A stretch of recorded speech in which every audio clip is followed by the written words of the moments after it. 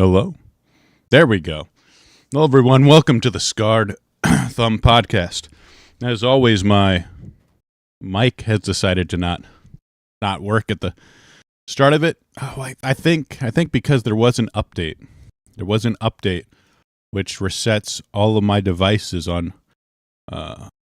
OBS, which is, I guess that's how this stuff functions now. Hey, good morning, Noidscape, Deborah. The Silver Bishop, good to see you guys in the chat already. That's awesome. Very awesome. Well, today, we're going to start off, we're going to talk about slop. And this is a term that's really shown up in the zeitgeist. It feels like it's fairly new. I mean, maybe it's a few years old, but it's becoming a really popular term to throw out.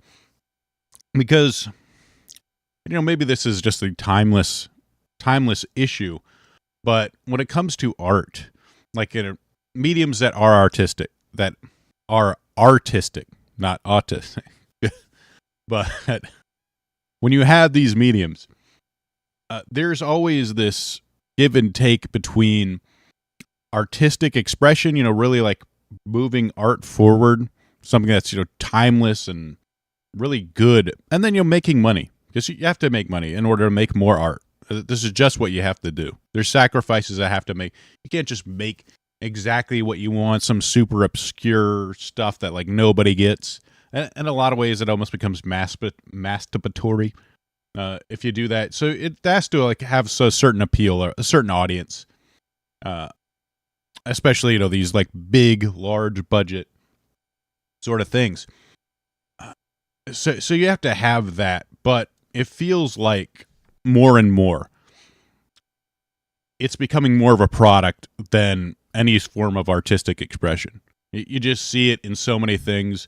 Right now, there was a few weeks ago, there's a big blow up in the Magic the Gathering community because there's been a lot of people sort of fighting over the universes beyond, where someone called like players that enjoy Universes Beyond kind of like pigs that enjoy slop, and that's kind of been the thing with using the term slop. It's not just an insult to the art.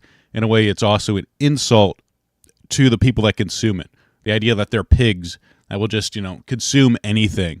I mean, there is a lot of consumerism in society today, but it is, in a sense, almost like a social movement to sort of shame people that enjoy these works of art, or not works of art, but I mean that enjoy these products that come off as subpar, and at the same time, insulting the products themselves that just feel like they've been crafted to make money. I mean, with like the Universes Beyond, it's like, oh, hey, let's just add in, Magic, or let's add in, Final Fantasy. Even that kind of fits.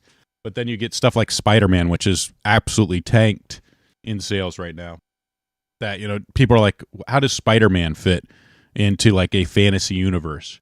It doesn't really make sense. And then you have like Avatar, and they just announced Teenage Mutant Ninja Turtles, which doesn't really, I like Teenage Mutant Ninja Turtles, but it doesn't seem super popular right now as a potential brand for Magic. I mean, I think there are people that don't like that stuff. They like, oh, look at all these different brands. Fortnite, I think, kind of made it famous with a lot of these different brands where you have Goku fighting Peter Griffin, Sephiroth somehow fits in there. It's weird.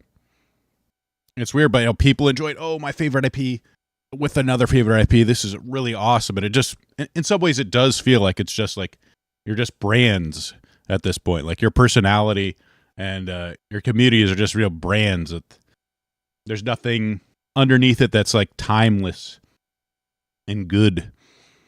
But at the same time, I wanted to, in some ways, defend Slop because there is a lot of negativity going around ZA, and you almost kind of lose the fact that there's an actual fun game underneath the fact that, a lot of this criticism, and let's look at this tweet right here. The current Pokemon hate needs to be studied. It's not organic. It feels forced, like some weird organized attempt at interaction farming, just grifting and rage baiting and trying to profit out negativity. This average gamer N is an idiot because there is, but he's also right that anytime you have a popular game like this, a very cultural relevant game, ZA's super popular, Pokemon's super popular. There's going to be people that sort of ride that wave of the algorithm. What is the big, right now it is like the big game that came out. So you're going to have people covering it. So you will have that kind of stuff in there. But, I mean, the criticisms on ZA are obvious. I mean, the fact that, one, the game looks pretty bad, and there's a graphical, fidelity. It's not good. The aesthetic feels everything about the game really feels underbaked. And then you have the budget, which is like $13 million, not really great. You have, the lawsuits around Pokemon where they're suing their competitors over, gameplay mechanics, which just feels, again, super anti-art. How is that push? Really just bringing games back rather than saying like, hey, use these, what can we do with each other? Because there's always been like a back and forth. That's how a lot of the art and science and a lot of fields move forward is, people copy ideas or they iterate on ideas, and there's a back and forth dialogue between companies trying to outdo each other. Like, how can we make this genre more fun than our competition? I mean, you had this, recently Itagaki passed away, but there was this, famous back and forth between them and Tekken, with him and Harada, him insulting kind of Tekken to try and, get his game hyped up a little more. And that, helped push them forward. Unfortunately, now that the competition's gone and the sort of like console wars have gone, it feels like more and more it's not about, competing against somebody else. It's just, how do we maximize sales? How do we, should we put it on Game Pass? Should we not? How do we get our DLC the best way to maximize profits? There's no like pride left in this industry, and Pokemon's feels like it's a really good example because it has all the resources possible to be a really great game, but they don't use it. It's like they just choose not to. Like, we're not going to put in our time. We're not going to put in our money. We can make a game that costs $13 million, and look at the sales right now. Pokemon Legends ZA has sold 5.8 million units worldwide in its first week. About half the sales were on Nintendo Switch 2. It's insane. And this is what everybody already knew. Already knew this was going to make a ton of money. Like anyone with a brain uh, knew that this was going to sell at least 10 million. I mean, it's easily going to sell 10 million units. It's already sold, 5.8 in the first week. You knew what they was going to sell over 10 million, and yet they decided, you know what, the budget can be 13 million. Like, this was guaranteed to sell this many units, and rather than put out something that's really high quality, really special, it feels like they just cut corners everywhere. When you look at the game, it just doesn't. These textures are boring. Look at the grass here. The whole game does not look really polished. I mean, it's good enough, and there's some sense of wonder in this. I love seeing Magikarp sort of like swimming around here, but at the same time, they also kind of feel planted into this, just pasted in this world. I guess the exception is like things like the Magikarp. Like if you walk over the bridge, they'll jump out at you, which is pretty cool. Pretty cool thing. But it's not, for the most part, that binnacle here is just there. He doesn't do anything. He just stands around and like looks around. It's nothing special. He's not in the world itself. Silver Bishop, it's crazy that Nintendo's been able to patent some of its mechanics when it shouldn't be, according to law. I spell corruption. Yeah, to me, it's nuts that you can like patent like a monster like a ball, using a ball to capture something is kind of nuts. Or having them follow you, or using like your partner as a glider, like all these things that they've tried to patent. I'm just like, how are they able to do it? It feels like so generic. The idea of you can do that is nuts. It's nuts. But at the same time, I do want to point out that there's a lot of fun to be had. Like, I like capturing Pokemon in this game. It's a lot of fun. Even if they unfortunately did reduce like the mechanics needed to catch a Pokemon. So like here you got the Magikarps jumping up. I think that's cool. But they do this so infrequently that you never really notice. And it's just like Bidoos here. And this is like, you have 3 Pikachus here. And you have to try to like sneak up on them. Like, it's such a missed opportunity. Like, why aren't the Pikachus interacting with each other? Like, why does it feel like, they're playing around and like maybe you have to do something to sort of like separate them? There's no problem to be solved here. It's just, the only problem is like, how do I sneak up and get a back shot on Pikachu and in order to like maximize my capture opportunities? I mean, in this case, I don't. See, it looks around at the exact right time, and now we have to fight. And then I do think it's kind of cool that all the Pikachus kind of like team up here. And they all get involved. I mean, that's kind of cool. It's kind of like a herd mentality that they'll help each other fight. That's kind of neat. I don't know if it really feels that intentional, or it's just like a happy fluke that happens because of this. But it's neat. That part's neat. And I do like, there's just something fun about fighting them and capturing them. The sound design's pretty good. And you got like a lot right now in this. It's kind of like crazy as like they're moving around. I do like the new combat system. It does feel, I don't know if it's super thought out, but it does feel pretty dynamic and fun. It's definitely different than the turn-based. Not that turn-based is bad. It's just I like the fact that it's pretty quick. And you have to make these decisions in real time, and they could have a detrimental effect if you don't like lock on and use an attack quick enough. You're losing out on DPS. And there's always like a bunch of little things to catch it. If you see, you got that nice sound effect of capturing, picking something up. I think I did. I have more stuff here, more clips that you can just. There's so many little things to grab and collect. It keeps you sort of involved. It's like it was made for someone with ADHD. And but this is all that's capturing in this game involves is just sneaking up behind people anymore. There's no like stun them with a lead ball like they had in the last game. It wasn't like super thought. It wasn't like super good in the last game. So I might act like, oh no, they've lost this great mechanic. But rather than iterate on that, which I think the problem is with the game volume, Deborah, is that I'm talking on the game as well, so I don't want to like have two volume tracks or two voice tracks at the same time. So when you have these, rather than iterate on that sort of capture mechanic and make it better, they just dropped it, which I think was another like kind of like time thing involved, time or budget. Just they couldn't do it, which is a shame because I think the capturing mechanic, capturing these Pokemon in real time without necessarily having to use another Pokemon to fight it is really neat. This is like a really 3D experience. Well, the turn-based combat system could be done in 2D. There's really no difference.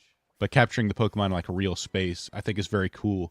And trying to come up with strategies to catch Pokemon would be really neat. But they just didn't flesh it out at all.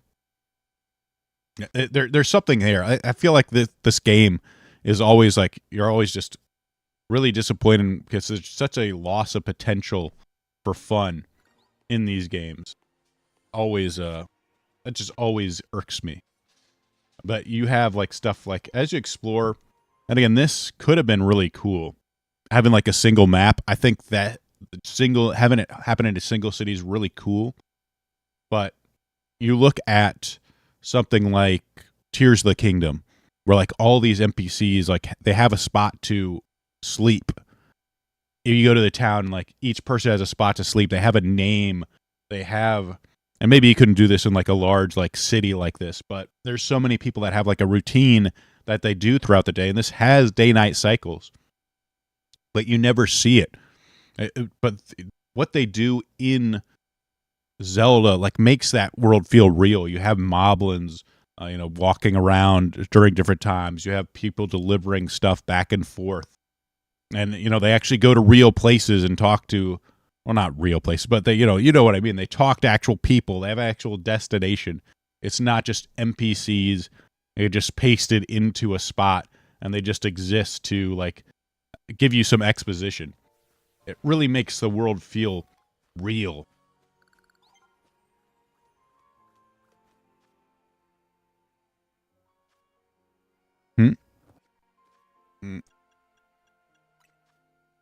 So when you have these, so it just loses a little bit of effect.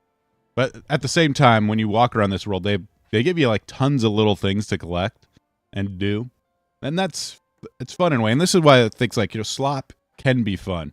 Like even though this is very like simple, there's nothing like dramatically complicated in it. It's really just like trying not to fall off a beam here and then using dash at the right time. And this is basic bones like as you can get, but it's still kind of fun. Like if you're not open to it, you can miss out on these like sort of like simple little things. It gets me. Like I like to pretend like, oh yeah, I have like great taste. Not necessarily. Anyone that enjoys like a McDonald's burger on occasion can enjoy this kind of stuff. Where it's like, ooh, I hit this, and then look, you get the little sound effect, Mega Shard 2.0, pops up, and they're just something that gets me. They're a little dopamine hit that I always enjoy. Or like you see a shiny thing on the ground, and I better collect that shiny thing. And this clip right here, I included because you think that this is your first time you see Mega Evolution in the game. This should be a very cool moment in the game. And maybe if I was like 5 years old, I would think this is cool. But for me, like the graphics, like the lighting sucks here. And there's not a lot of detail on the model. to see like the extra stuff that it kind of has on it. Ampharos does not look like super cool in this scene. And the whole scene, like it's like if they had a little better effects, a little more, sound design, some screen shake. They could have made that mood something special, but they just don't because they can't. Like they just didn't have time to do it. This battle zone, though, this is I think one of the best parts of the new game that they did that really is really good because you can like sneak up on people and get have an advantage. But the fact that you have this time pressure, like you have a day-night cycle, so you have to like try and fight. If you want to maximize the money you make, you have to fight these trainers as quickly as possible. So you want to get like a sneak attack on them, but they also added in these bonus cards. And let me see if I can scrub forward here. So like right here, you see in the top right corner, there's these bonus cards. Sneak up on and start battles before your opponent spots you. So you get extra points for doing this. So you want to maximize your points to get the challenger ticket, which you need to get in this certain, night cycle. And you get to maximize the money you get, which you need money, at least in the beginning of the game. Money is very nice. So I failed to sneak up on this person here. So I don't get that advantage. So I may not get it done as fast, except that their stuff's really weak. So it's pretty easy. But yeah, I don't get any extra points for that. So yeah, you have to collect these little bonuses, which encourages you to do. Let me stay back on here. Which encourages you to do, these things. But you have to do it quickly too. So time pressure is like such a missing element in a lot of these games, and thankfully, I don't know if they did that on purpose, but I think it's really cool because during the day you can catch Pokemon, help people out. With little like tasks around the map, maybe just explore. And then at night, they quickly, you change it to like, okay, now I got to go fight some people in Pokemon battles. So they separate it out. So like none of the stuff really like gets too stale. Anything you're doing doesn't get too stale because you actually have a time limit on what you're doing. So you can't just like stand around and do nothing. I mean, if you wanted to, you could just, skip. None of this is like necessary to do. You could just go on a bench and skip forward in time. But if you engage with it, I think it does make the game a lot more fun. It's one of the highlights. I like the fact they have little bonuses, encourage you to do something different. That's littered around the map and stuff to collect. And this moving through day and night. And I will say the combat too. I like the new combat system that they implemented in ZA. It's something different. I don't think the mainline Pokemon games need to do it, but it's something that will separate Legends from the competition. From the other mainline games. So it's a nice change of pace. And I think this could be potential, like in the future, if they wanted to do like an MMO or real-time game. And it's not real time; it's like in-game time, where the night falls. So it's like probably like 15 minutes or something. And this is actually one of the worst parts of the game so far. Is these rogue battles? I just find them to be incredibly boring. They haven't been particularly challenging, and this is the first one you do, which is almost kind of like a tutorial. But all this Absol does is like kind of like walk close to you. And then try and swipe at you. And you just have to sort of like dodge away. And then you collect little mega crystals to get, mega evolve your Pokemon. Which in turn you then, it powers up your moves so you can take down this giant HP sponge quicker. And so far they've added a lot of them. And from what I heard from my brothers, it's quite a bit further than I am in the game. There's a lot of these battles. They take so long, and it's one single Pokemon that has like maybe 2 attacks. And look how long that that attack took to do. And like all he does here is like super attack is put out a little like AoE near him, and that's it. That's the whole like super attack he has. I think he has one like range-ish attack, and then he kind of like has a walk to you, jump, and then a swipe. It's really sad. And like all of these are, I think I have some other ones that are a bit further in. Like this is Mega Slowbro here. He's got slightly more complicated attacks, but oh, he has some rings, and then he'll have a super attack where he sends out a bunch of tornadoes in an AoE. It's like very, very basic boss battle things, like very stereotypical like boss battle attacks. They're not particularly interesting. Like, oh, there's a beam attack, the Psy beam, which seems slightly dangerous. And just look how quickly his HP is going down. It takes forever. I just have to sort of build up mega energy to really do some decent damage to him. And maybe it's easier when you have like all your Pokemon have mega stones, and you can mega evolve, you know, Pokemon of a certain type that are, you know, super effective against this Pokemon. I'd see if he does his super attack. He might be doing it pretty soon. Or I can try and scrub. Let me see if I can scrub forward a little bit. Oh, there's his super. Here's his super attack here.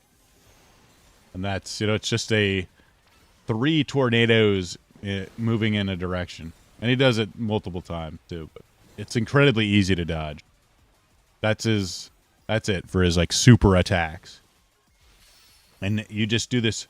And in the mission, they have you do this 3 times. So you go from fighting this Mega Slowbro to Mega Camerupt here. And then you follow it up by... Oh, wait, do I not have Weeping Bell? I didn't include the Weeping Bell fight, but there's another Mega Weeping Bell after this. So you just do it one boring fight after another.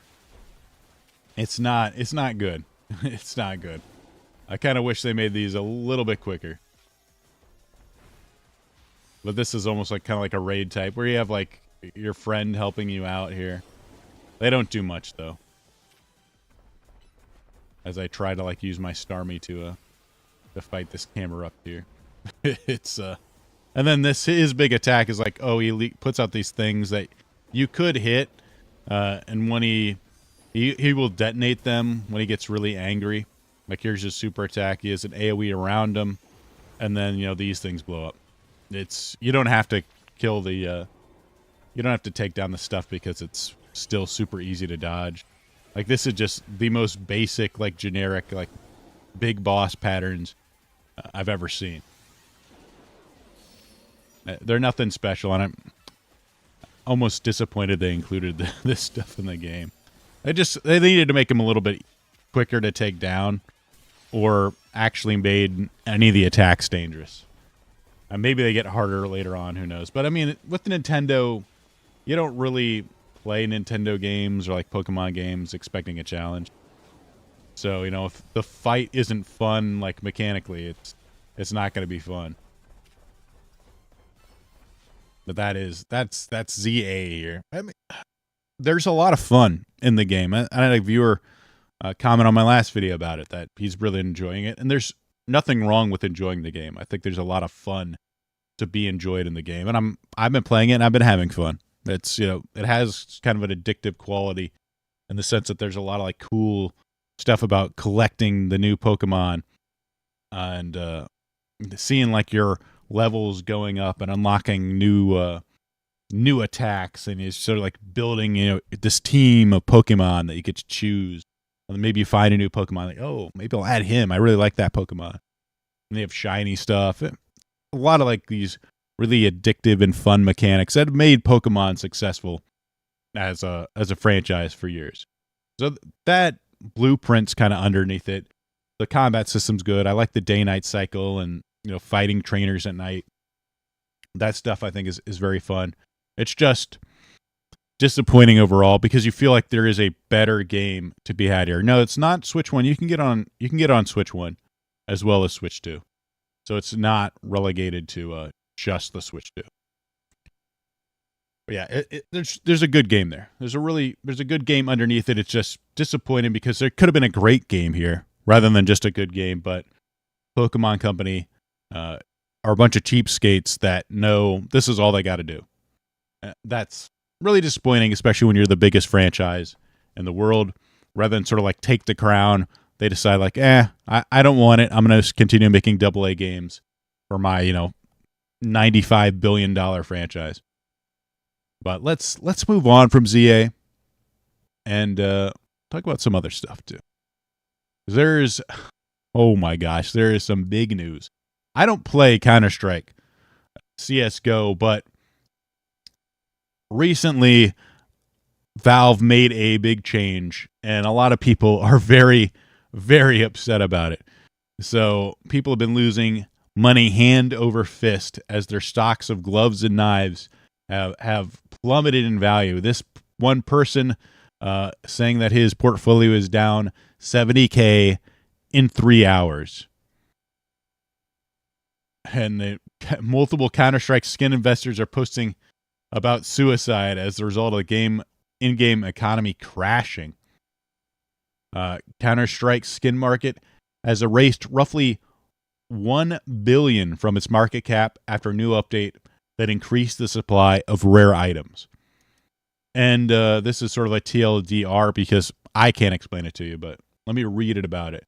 People out of the loop on the Counter-Strike drama. This is from Fantardio.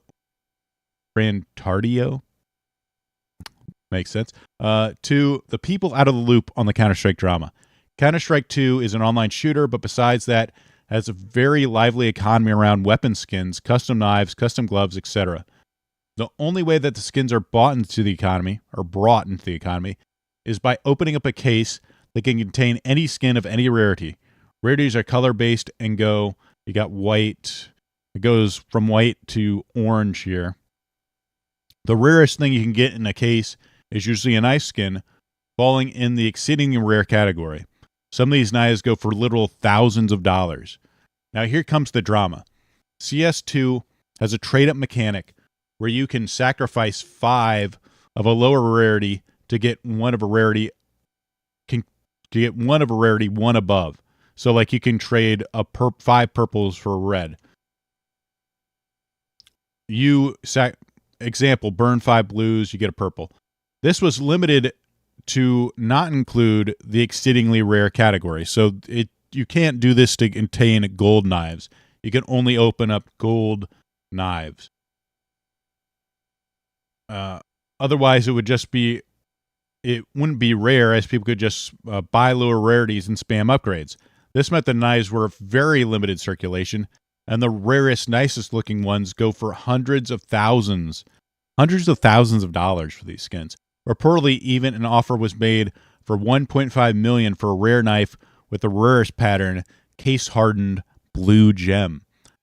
With the new update, everyone could get a shot at a knife by simply burning 5 red skins, who usually go for around 10 to 15 if they are not in high demand. Example above, a random red Mac 10 skin was worth $5 to $7 for months before skyrocketing to $60, as you could now trade them up for a random butterfly knife skin that could be worth thousands. So basically is what they increased the supply of gold knives by a factor of who knows.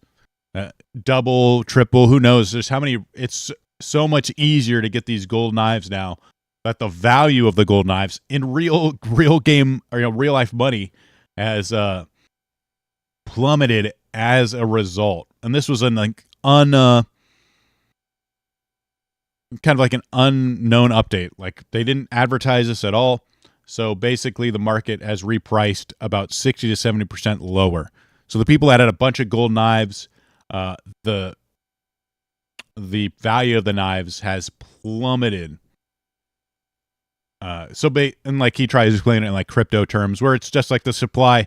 If you increase the supply of Bitcoin by 300%, the value of a single Bitcoin would plummet pretty hard, and people have not been reacting well. Let's just say this: this is my heart is broken, as it has people like knives stabbed in the back of a guy. Some of the stuff has been funny, but I really hope it's not real. But minus $2 billion in 10 hours. That's how much market cap has been lost. It just continues to go down. Some people, I really hope this is a joke because it has like an anime avatar. But this guy saying, today I'm killing myself. By the time someone sees this tweet, I'll already be dead. Thank you everyone for everything. P.S. Blame Valve and good night forever. I really hope nobody is killing themselves over CSGO knives going down. But, I mean, people that have lost, tens of thousands of dollars have killed themselves in the past. Any financial thing. Losing a bunch of crypto money, during crypto crashes and all these investment crashes. People have off themselves over this. I really generally hope this isn't real. This is pretty funny. I hope it's fake. I just smashed my TV in front of 30 guests at my party because of Valve. My wife took our crying kids and said they're spending the week at a hotel. This company has ruined my life and my financials. I can't handle this anymore. Goodbye, CS2. You've lost a player. Again, I hope this is, if it's fake, it is pretty high comedy. It's pretty funny. But if it's real, it's incredibly sad. It's over when your grandpa asks you about those rare knife skins. It's just been a tragedy for CS2 knife investors. Their gloves and their knives are just been going down, and there's some drama here. I don't know if this is real. I don't follow it. Just got word that some developers, a part of Counter-Strike 2's new update, were loading up on red skins before the update releases. Data shows that buy orders on red skins on the Steam market were placed right before these updates released. These developers sold their reds at 4x. Could there be insider trading in the CSGO skin community? I wouldn't, honestly, if you could make 4 times your money, I wouldn't doubt there are some people that would do it. Like, oh shit, I can get these $5 knives and sell them for 60. That would be insane. Not only did teams profit from insider trading, but Steam will generate a ton of revenue from the percentage they made from sales on the Steam market. This is manipulation at its finest, and Valve will likely never be held accountable. So I like this. Should some game developers be restricted from trading skins? They're asking in the community. It's I don't know. You allow politicians to do it, so why not allow the devs? It's crazy if this is legit. Yeah, all this stuff, insider trading, basically based off of the CS skins, but people losing hundreds of thousands of dollars in money on these skins. It's just sad, and maybe there's a lesson to be learned there, because if one single company can just change the rules and change the supply at the drop of a hat, it's a pretty shaky investment. Pretty shaky. And this story was pretty out there. This involved a popular Pokemon streamer named Wolfie, who put out a video saying that he was being sexually molested at these Pokemon events. Basically taking pictures with fans, and some of them were grabbing him inappropriately, which is pretty wild. One thing is that they never actually tell you who is doing the molesting. Let me just play this clip. I competed at 7 official tournaments in the 2025 season. So from September 2024 until August 2025, I attended 7 in-person tournaments. At 5 of those tournaments, I was groped. Fans, when taking pictures with me, put their hands on me sexually and non-consensually during the act of taking photos. I don't like that this is happening. The fact thing is it straight guys that are molesting this man? Because that's usually not something straight men don't usually molest other men sexually while taking photos. And that kind of leaves women which I have a feeling don't care about YouTube celebrity. Maybe they do, but they're very extremely rare. That leaves two of the most popular people that attend a lot of these gaming events, which is homosexuals and troons. And it's pretty ironic, this Trevor Allen guy. Oh, wow, some Pokemon drama that isn't pedophilia, and Wolfie is speaking up. I wonder what it's about. I will never allow my children to go to the Pokemon event unattended. The level of abuse that occurs every week publicly. The irony here is that he has the trans, safe, friendly, and then the gay flag in here too. Pretty. You don't see a connection here between those things, Dr. Trevor Allen, because I think there's probably a bit of a connection. I don't think it's straight guys that are molesting Wolfie. I'm pretty sure it's gay dudes that, and this is regular occurrence with gay people that, and when you create a community that treats them better than the rest of everyone else, they become a protected class. This allows them to sort of get away with this kind of stuff, where it's, oh, we can just molest people, or it's just some fun, friendly thing that people do. And I don't know if Wolfie is gay or not. Who knows? I don't know anything about it, but it's pretty interesting. Pretty interesting that this happens, because they had an incident involving someone else getting groped at a event. Involving this is some lady called Emaru, some streamer, some guy, grabbed her during TwitchCon. But that guy has been banned, and there's like charges filed against it. That's what happens when an actual straight guy does something like this. But all of a sudden, when it's a protected class, Wolfie won't even talk about it, because I don't know. Maybe is he afraid of mentioning people by name? Is he saying like who did this? It's just people, it's just the community. That's always the thing that happens. It's just the community needs to get better. It's not the certain group of people, because you can't name that certain group of people, because if you imply that it's a regular occurrence, then you're saying something bad about these people. You can't say that, gays molest children more than straight people, because that's homophobic, or, troons, or saying, this kind of stuff happens in those communities more often, because that you can't just say anything bad about them. It's just, they're just individuals now. But of course, if a man does it, then you have carte blanche to blame the entire group. Well, let's move on from Wolf. He goes in like this whole rant about fame and stuff, and he's backing off from stuff. Unfortunately, it seems like this guy hasn't been able to set proper boundaries for fans. Which, I mean, I get, if you're kind of like non-confrontational, it's hard to do, but you want to be friendly to the people that support you. But at this point, it seems like he's got to have to set some hard boundaries for interactions between people. But it is also a shame to see this guy not actually name who was it that's molesting them. Why doesn't he bring them up?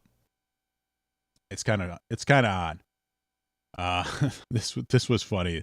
This was funny though. This story here is PC gamer Razer thoughtlessly alienates half its audience, showing a man block out a woman's yapping with this latest headset.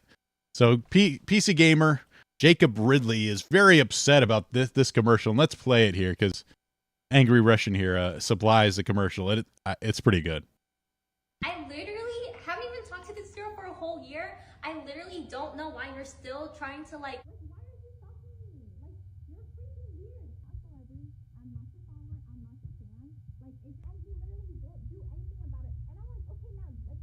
I literally haven't. I mean, just classic problem. You're just trying to game.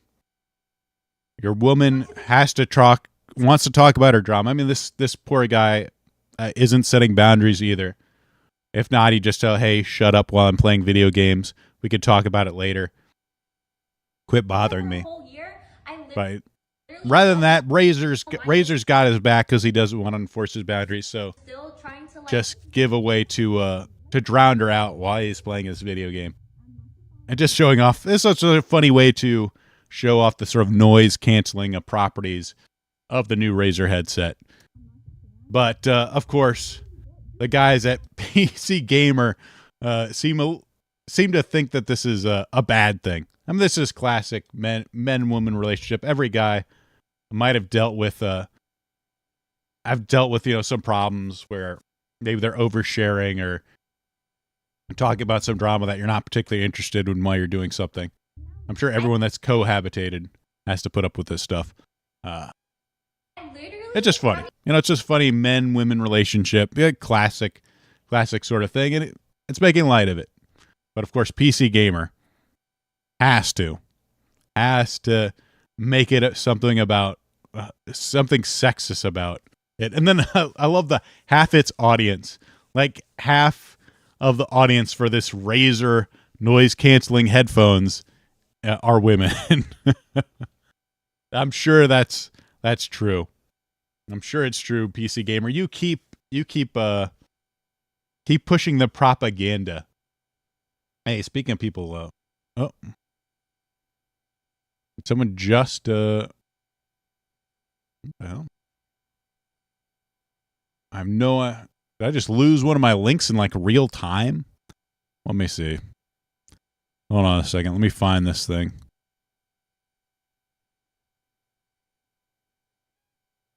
What the heck? I lost my link. It was literally working half a minute ago. Did this guy get banned? No. I don't think they did. Let's see. Oh, well. It was just some Fortnite player. Some women's Fortnite championship being won by a transsexual, which is what every women's championship now is. Boils down to. It's pretty funny, since the women that are in these tournaments don't actually speak up and do anything about it. I think it's quite funny. This was not video game related, but this is an announcement. This was announced that being mixed race in Japan, like Kazumi, means facing daily trials of racism, microaggressions, and otherness. This is the journey of resilience, hope, and search for coexistence. Half is More, Volume 1. So this is some unpopular manga being released in the USA. And you can just tell by the language here, racism, microaggressions, otherness. Again, this is just propaganda to try and shame. And you've seen this in America constantly, to sort of shame the native population into thinking they're racist.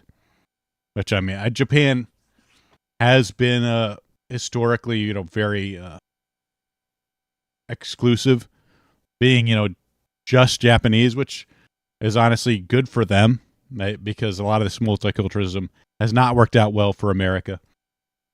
But, this is, again, just propaganda being pushed. And this is an interesting thread about how it came to be. So there's a lot of talk about this announcement. This is by Words of Paradise.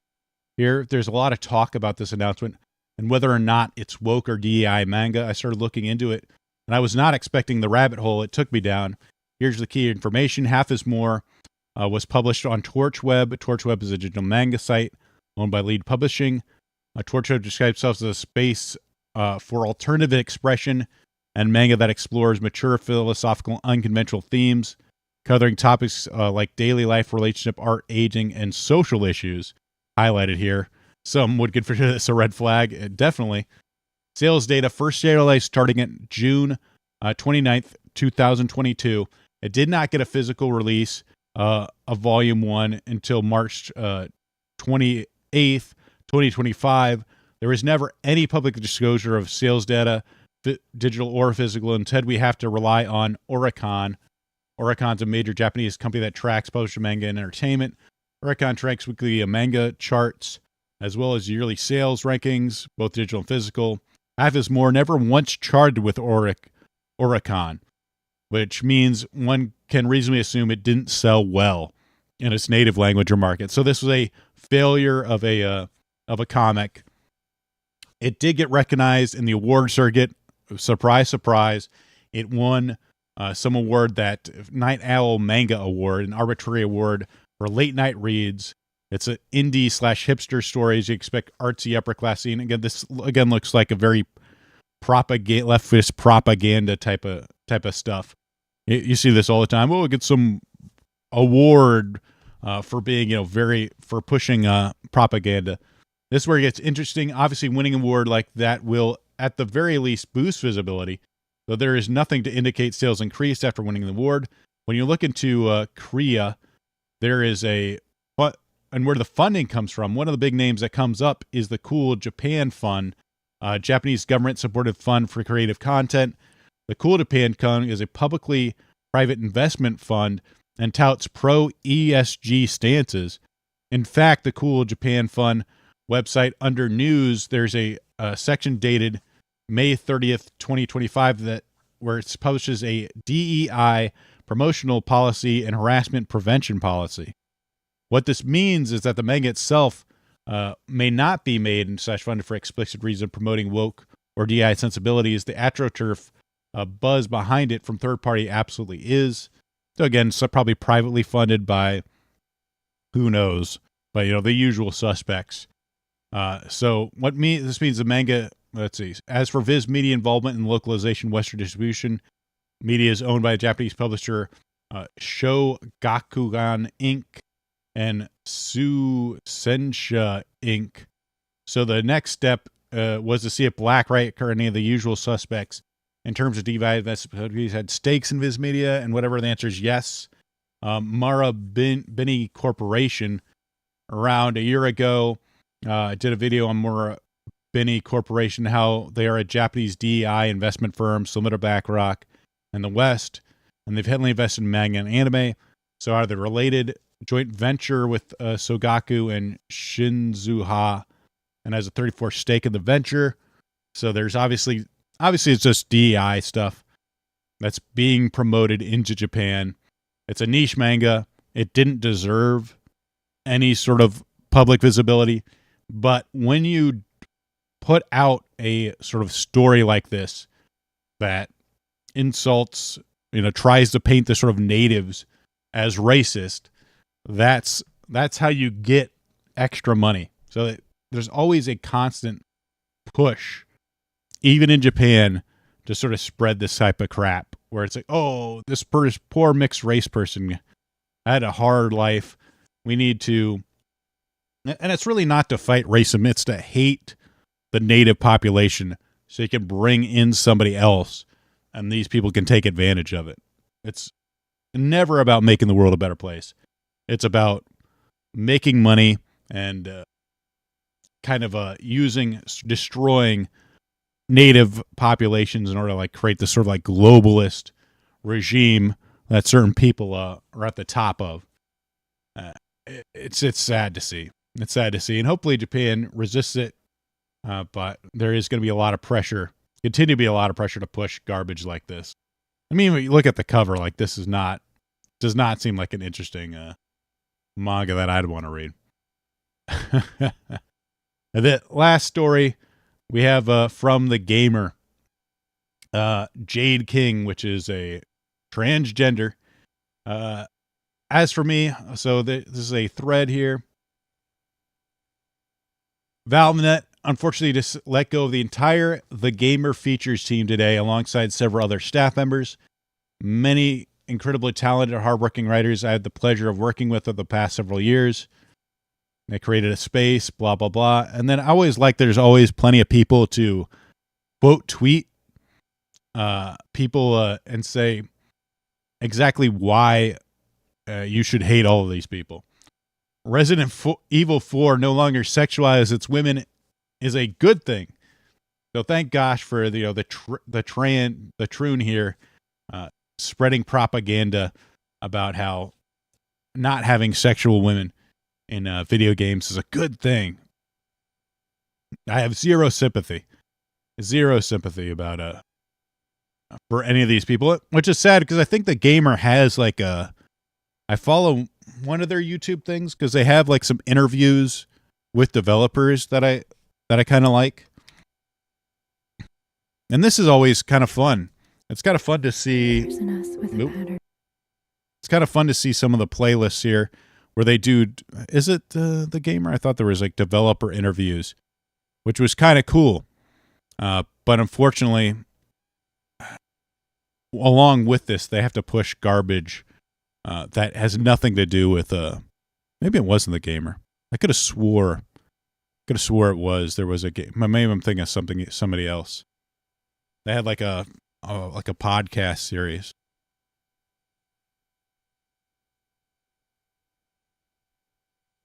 It must be somebody else. If they could just stick to covering the industry, but nowadays it's all they do is either guides, which is what gets you SEO scores and views. Instead, I guess they're just, at least for them, there's no money in doing like deep dives into how games were made, developers and that kind of stuff, the inside industry stuff. Just content. The content's being made is just no good. It's no good. Hey, good morning. Howdy, degenerates. Good old boo cocky. What kind of name is that, dude?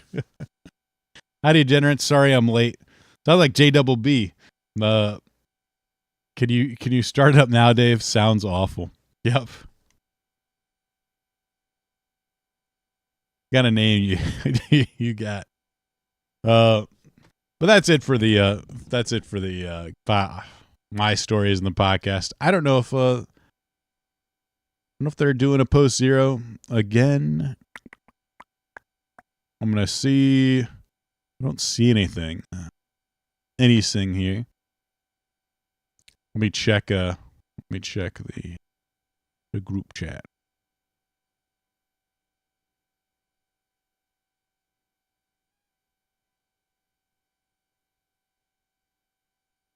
To group chat.